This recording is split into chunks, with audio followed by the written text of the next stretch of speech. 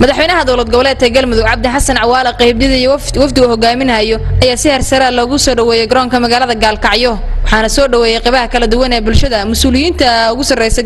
mas'uuliyiin uu kamid yahay gudoomiyaha baarlamaanka golaha wasiirada iyo qaar ka tirsan xildhibaanada dowlad goboleedka Galmudug kadib soo dhaweynta ayaa madaxweynaha waxaa loo soo galbiyay xarunta madaxtooyada dowlad goboleedka Galmudug isagoo ka warbixiyay safaradiisa ku maqnaa bariyihii dambe madaxweynaha ayaa soo hadal qaaday eedayn ay u soo jeedisay gudiga qaramada midowga u qaabilsan dabagalka Soomaaliya isagoona eedeymahaasi ku sheegay inay yihiin wax kama jiraan runtii arkaynay oo kulama aanu la yeelanaynay madaxda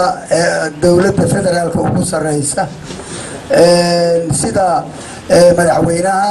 ra'iisul wasaaraha iyo xubnaha golaha wasiirada intooda badan waxaanan ka hadlaynay waxay ahayd Galmudug dawlad goboleedka Galmudug kaalintiisa waxa anagu muxuu ahaa aan baahida u qabno waxa dawladda federaalku ay u qabta baahi inay Galmudug taageeradeeda ayaduna ay hesho arrimahaasina kulligood mudan ayaa marweyn si fiican iyo saafgarad aan uga soo tagnay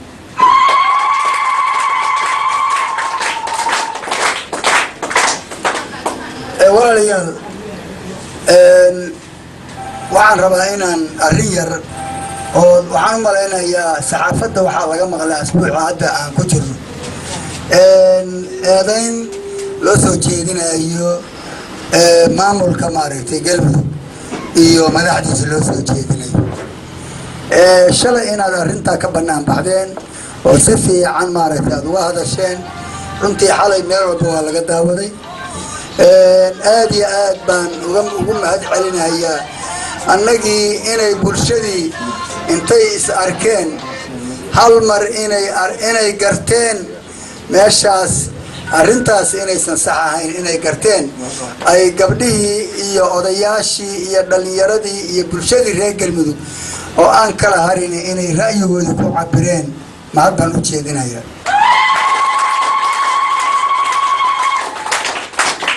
arrintaas waxaan rabaa inaan ku kordhiyo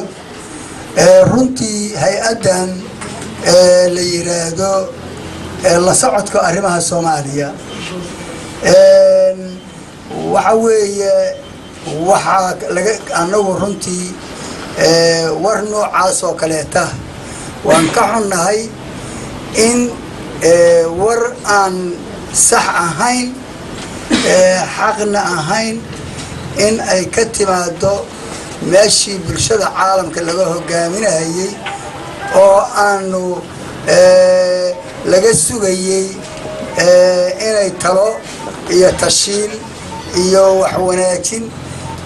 laga sugayay in warar noocaasi ka yimaadaan runtii annagu arrintaa iyada waa beeninaynaa Rujal Warsamo Dore TV-ga caalamiga Somsad Gaalkacyo